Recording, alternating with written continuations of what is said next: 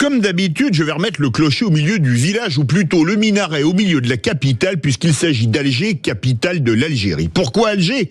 Parce que les efforts français pour s'attirer les bonnes grâces du pouvoir algérien ont montré pour la énième fois leur limite ce mois-ci. Reprenons l'agenda de ce mois de mai 2026 qui touche à sa fin. Le 8 mai, la ministre déléguée aux armées s'est rendue à Sétif, accompagnée de l'ambassadeur de France revenu en Algérie après une année d'absence pour reprendre ses activités.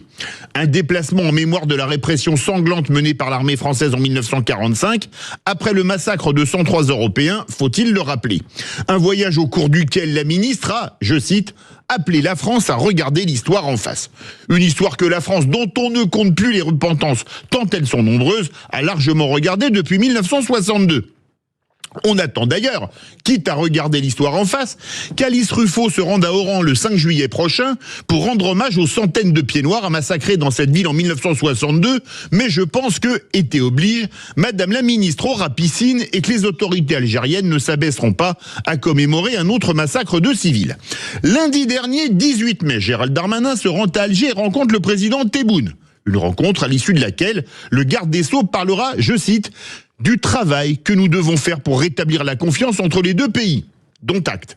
Un travail fait par la partie algérienne 3 jours plus tard, le jeudi 21 mai, avec la promulgation au journal officiel de la loi relative à la criminalisation de la colonisation française en Algérie. Une loi ouvertement anti-française qui regroupe 31 infractions imprescriptibles pouvant valoir jusqu'à 10 ans de réclusion. Pour le moment, silence radio des autorités françaises qui ont pu une nouvelle fois constater que le fait de se prosterner en battant sa coulpe n'a strictement aucun effet sur le pouvoir algérien, situation qui dure depuis 64 ans, preuve que nos politiques sont un peu longs à comprendre les choses. Mais j'oubliais, s'opposer à l'Algérie fait de vous un maboule pour le président de la République. Mais à mon avis, mieux vaut être maboule que soumis, surtout quand on voit les résultats concrets de cette soumission permanente.